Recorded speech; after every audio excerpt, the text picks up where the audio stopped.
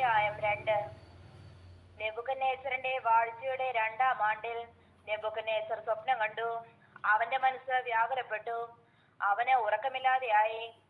രാജാവിനോട് സ്വപ്നം അറിയിപ്പാൻ മന്ത്രവാദികളെയും ആഭിചാരകന്മാരെയും ക്ഷുദ്രക്കാരെയും കൽദയരെയും വിളിപ്പാൻ രാജാവ് കൽപ്പിച്ചു. അവർ വന്ന് രാജസന്നിധിയിൽ നിന്നു. രാജാവ് അവരോട്, ഞാനൊരു സ്വപ്നം കണ്ടു, സ്വപ്നം ഓർക്കാഞ്ഞിട്ട് എന്റെ മനസ്സ് വ്യാകുലപ്പെട്ടിരിക്കുന്നു എന്ന് കൽപ്പിച്ചു. അതിന് കൽദയർ അരാമ്യ ഭാഷയിൽ രാജാവിനോട്, രാജാവ് ദീർഘായുസ്സായിരിക്കട്ടെ, സ്വപ്നം അടിയങ്ങളോട് കൽപ്പിച്ചാലും അർത്ഥം ബോധിപ്പിക്കാമെന്ന് ഉണർത്തിച്ചു. രാജാവ് കൽദയരോട് ഉത്തരം അരുളിയത്, വിധി കൽപ്പിച്ചു പോയി. സ്വപ്നവും അർത്ഥവും അറിയിക്കാഞ്ഞാൽ നിങ്ങളെ കഷ്ണം കഷ്ണമായി ശകലിക്കുകയും വീടുകളെ കുപ്പക്കുന്നാക്കുകയും ചെയ്യും. സ്വപ്നവും അർത്ഥവും അറിയിച്ചാലോ നിങ്ങൾക്ക് സമ്മാനവും പ്രതിഫലവും ബഹുമാനവും ലഭിക്കും. അതുകൊണ്ട് സ്വപ്നവും അർത്ഥവും അറിയിപ്പൻ. അവർ പിന്നെയും, രാജാവ് സ്വപ്നം അടിയങ്ങളോട് കൽപ്പിച്ചാലും അർത്ഥം ബോധിപ്പിക്കാമെന്ന് ഉണർത്തിച്ചു. അതിന് രാജാവ് മറുപടി കൽപ്പിച്ചത്, വിധി കൽപ്പിച്ചു പോയി എന്ന് കണ്ടിട്ട് നിങ്ങൾ കാലതാമസം വരുത്തുവാൻ നോക്കുന്നു എന്ന് എനിക്ക് മനസ്സിലായി. നിങ്ങൾ സ്വപ്നം അറിയിക്കാഞ്ഞാൽ നിങ്ങൾക്കൊരു വിധി മാത്രമേ ഉള്ളൂ. സമയം മാറുവോളം എന്റെ മുൻപിൽ വ്യാജവും പൊളിവാക്കും പറവാൻ നിങ്ങൾ യോജിച്ചിരിക്കുന്നു. സ്വപ്നം പറവൻ, എന്നാൽ അർത്ഥവും അറിയിപ്പാൻ നിങ്ങൾക്ക് കഴിയുമെന്ന് എനിക്ക് ബോധ്യമാകും. കൽദയർ രാജസന്നിധിയിൽ ഉത്തരം ബോധിപ്പിച്ചത്, രാജാവിന്റെ കാര്യം അറിയിപ്പാൻ കഴിയുന്ന ഒരു മനുഷ്യനും ഭൂമിയിലില്ല. എത്രയും മഹാനും ബലവാനുമായ ഏതൊരു രാജാവും ഇങ്ങനെയുള്ള കാര്യം ഒരു മന്ത്രവാദിയോടോ ആഭിചാരകനോടോ കൽദയനോടോ ഒരിക്കലും ചോദിച്ചിട്ടില്ല. രാജാവ് ചോദിക്കുന്ന കാര്യം പ്രയാസമുള്ളതാവുന്നു. തിരുമുൻപിൽ അത് അറിയിപ്പാൻ ജഡവാസമില്ലാത്ത ദേവന്മാർക്കല്ലാതെ മറ്റാർക്കും കഴിയുകയില്ല.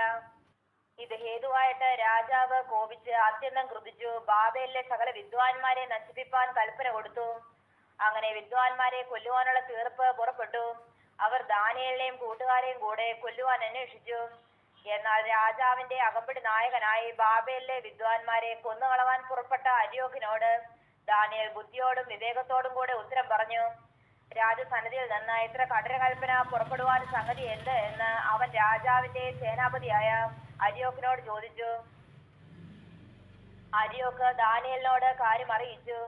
ദാനിയേൽ അകത്ത് ചെന്ന് രാജാവിനോട് തനിക്ക് സമയം തരയണമെന്നും താൻ രാജാവിനോട് അർത്ഥം അറിയിക്കാമെന്നും ബോധിപ്പിച്ചു.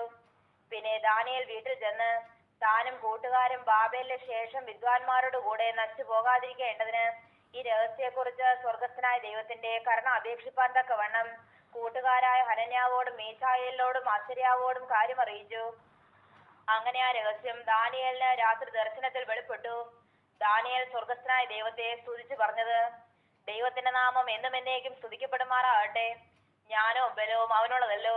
അവൻ കാലങ്ങളെയും സമയങ്ങളെയും മാറ്റുന്നു. അവൻ രാജാക്കന്മാരെ നീക്കുകയും രാജാക്കന്മാരെ വാഴിക്കുകയും ചെയ്യുന്നു. അവൻ ജ്ഞാനികൾക്ക് ജ്ഞാനവും വിവേകികൾക്ക് ബുദ്ധിയും കൊടുക്കുന്നു. അവൻ അഗാധവും ഗൂഢവുമായത് വെളിപ്പെടുത്തുന്നു. അവൻ ഇരുട്ടുള്ളത് അറിയുന്നു. വെളിച്ചം അവനോടുകൂടെ വസിക്കുന്നു. എന്റെ പിതാക്കന്മാരുടെ ദൈവമായുള്ളവേ, നീ എനിക്ക് ജ്ഞാനവും ബലവും തന്നു. ഞങ്ങൾ നിന്നോട് അപേക്ഷിച്ചത് ഇപ്പോൾ എന്നെ അറിയിച്ച് രാജാവിന്റെ കാര്യം ഞങ്ങൾക്ക് വെളിപ്പെടുത്തി തന്നിരിക്കൊണ്ട് ഞാൻ നിന്നെ വാഴ്ത്തി സ്തുതിക്കുന്നു. അതുകൊണ്ട് ദാനിയേൽ ബാബേലിലെ വിദ്വാൻമാരെ നശിപ്പിപ്പാൻ രാജാവ് നിയോഗിച്ചിരുന്ന അര്യോക്കിന്റെ അടുക്കൽ ചെന്ന് അവനോട്, ബാബേലിലെ വിദ്വാൻമാരെ നശിപ്പിക്കരുത്, എന്നെ രാജസന്നിധിയിൽ കൊണ്ടുപോകണം, ഞാൻ രാജാവിനെ അർത്ഥം ബോധിപ്പിക്കാമെന്ന് പറഞ്ഞു. അര്യോക്ക് ദാനിയേലിനെ വേഗം രാജസന്നിധിയിൽ കൊണ്ടുവന്നു. രാജാവിനെ അർത്ഥം ബോധിപ്പിക്കേണ്ടതിന് യഹൂദ പ്രവാസികളുടെ ഒരുത്തനെ ഞാൻ കണ്ടെത്തിയിരിക്കുന്നു എന്ന് ഉണർത്തിച്ചു. ബേൽശസ്സർ എന്നും പേരുള്ള ദാനിയേലിനോട് രാജാവ്, ഞാൻ കണ്ട സ്വപ്നവും അർത്ഥവും അറിയിപ്പാൻ നിനക്ക് കഴിയുമോ എന്ന് ചോദിച്ചു. ദാനിയേൽ രാജസന്നിധിയിൽ ഉത്തരം ബോധിപ്പിച്ചത്, രാജാവ് ചോദിച്ച ഗുപ്തകാര്യം വിദ്വാൻമാർക്കും ആഭിചാരകന്മാർക്കും മന്ത്രവാദികൾക്കും ശകുനവാദികൾക്കും രാജാവിനെ അറിയിപ്പാൻ കഴിയുന്നതല്ല. എങ്കിലും രഹസ്യങ്ങളെ വെളിപ്പെടുത്തുന്ന ഒരു ദൈവം സ്വർഗത്തിലുണ്ട്. അവൻ ഭാവി കാലത്ത് സംഭവിപ്പാനിരിക്കുന്നത് നെബൂഖദ്നേസർ രാജാവിനെ അറിയിച്ചിരിക്കുന്നു. സ്വപ്നവും പള്ളിമെത്തയിൽ വെച്ച് തിരുമനസ്സിലുണ്ടായ ദർശനങ്ങളുമാവിത്. രാജാവേ, ഇനിമേൽ സംഭവിപ്പാനിരിക്കുന്നത് എന്തെന്നുള്ള വിചാരം പള്ളിമെത്തയിൽ വെച്ച് തിരുമനസ്സിലുണ്ടായി. രഹസ്യങ്ങളെ വെളിപ്പെടുത്തുന്നവൻ സംഭവിപ്പാനിരിക്കുന്നത് അറിയിച്ചുമിരിക്കുന്നു. എനിക്കോ ജീവനോട്ടിരിക്കുന്ന യാതൊരുത്തിനേക്കാളും അധികമായ ജ്ഞാനമൊന്നും ഉണ്ടായിട്ടല്ല. രാജാവിനോട് അർത്ഥം ബോധിപ്പിക്കേണ്ടതിനും തിരുമനസ്സിലെ വിചാരം തിരുമനസ്സുകൊണ്ട് അറിയേണ്ടതിനും അത്രേ ഈ രഹസ്യം എനിക്ക് വെളിപ്പെട്ടിരിക്കുന്നത്. രാജാവ് കണ്ട ദർശനമോ വലിയൊരു ബിംബം, വലിപ്പമേറിയതും വിശേഷ ശോഭയുള്ളതുമായ ആ ബിംബം തിരുമുൻപിൽ നിന്നു. അതിന്റെ രൂപം ഭയങ്കരമായിരുന്നു. ബിംബത്തിന്റെ തല തങ്കം കൊണ്ടും നെഞ്ചും കൈയും വെള്ളി കൊണ്ടും വയറുമരയും താമ്രം കൊണ്ടും തുട ഇരുമ്പ് കൊണ്ടും കാൽപാതി ഇരുമ്പ് കൊണ്ടും പാതി കളിമണ്ണ് കൊണ്ടുമായിരുന്നു. തിരുമനസ്സുകൊണ്ട് നോക്കിക്കൊണ്ടിരിക്കുമ്പോൾ കൈ തൊടാതൊരു കല്ല് പറഞ്ഞു വന്ന് ബിംബത്തെ ഇരുമ്പും കളിമണ്ണും കൊണ്ടുള്ള കാലിലടിച്ച് തകർത്തു കളഞ്ഞു.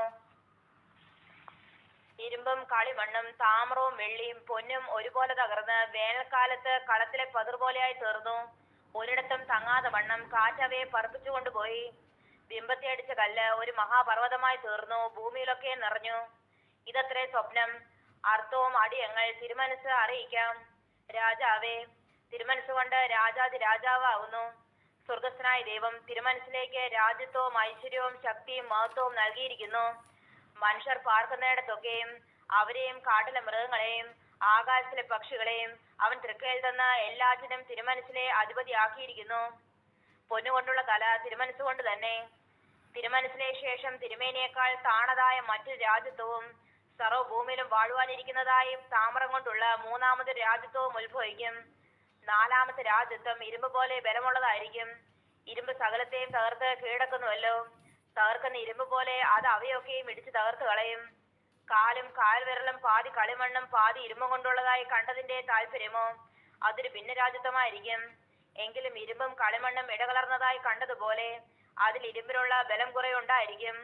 കാൽവിരൽ പാതി ഇരുമ്പും പാതി കളിമണ്ണും കൊണ്ട് ആയിരുന്നതുപോലെ രാജ്യത്വമൊട്ട് ബലമുള്ളതും ഒട്ട് ഉടഞ്ഞു പോകുന്നതുമായിരിക്കും.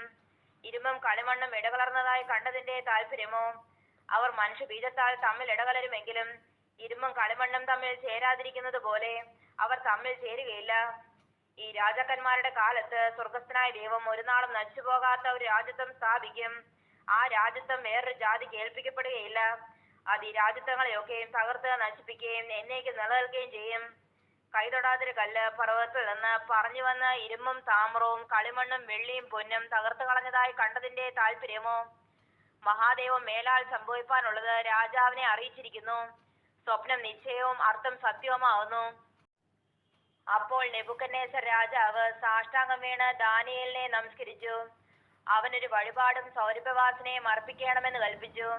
രാജാവ് ദാനിയേലിനോട്, നീ രഹസ്യം വെളിപ്പെടുത്തുവാൻ പ്രാപ്തനായതുകൊണ്ട് നിങ്ങളുടെ ദൈവം ദേവാദി ദൈവവും രാജാതി കർത്താവും രഹസ്യങ്ങളെ വെളിപ്പെടുത്തുന്നവനുമാകുന്നു സത്യമെന്ന് കൽപ്പിച്ചു.